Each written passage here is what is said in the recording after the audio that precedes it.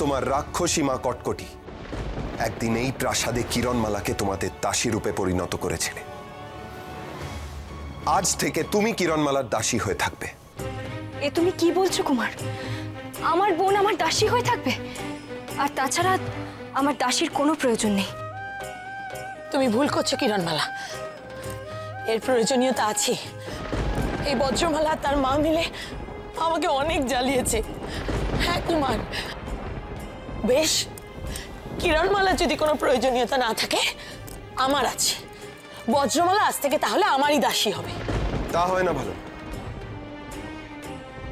বজ্রমালাকে কিরণমালারই দাসী হতে হবে।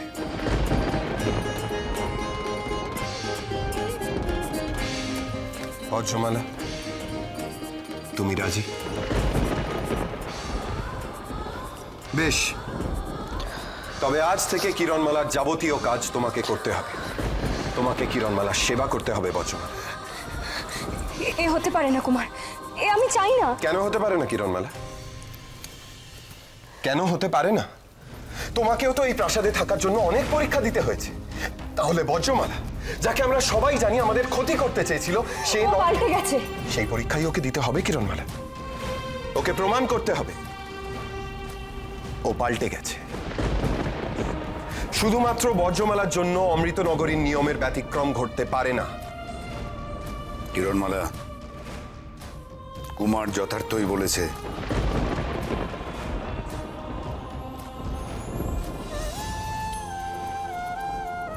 যারা আমার মেয়েকে দাসী বানিয়েছিল, যারা অচিনপুরের রাজমাতাকে আমার মাকে দাসী বানিয়েছিল, এটাই তাদের উপযুক্ত শাস্তি।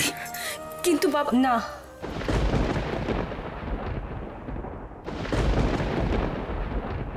না বোন, কুমার ঠিকই বলেছেন। এই শাস্তি আমাকে ভোগ করতেই হবে।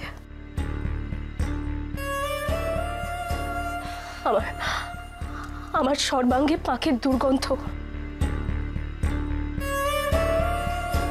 সেই পাককে ধুতে গেলে পরিশ্রম তো করতেই হবে বোন। আর আমি জানি একমাত্র তোমার সেবা করেই তা সম্ভব। আমি আমার সমস্ত পাপের প্রায়শ্চিত্ত করতে পারবো। নিজেকে রাক্ষসী পাপের পাক থেকে চিরকালের মতো মুক্ত করতে পারবো। আমি চিরকালের মতো।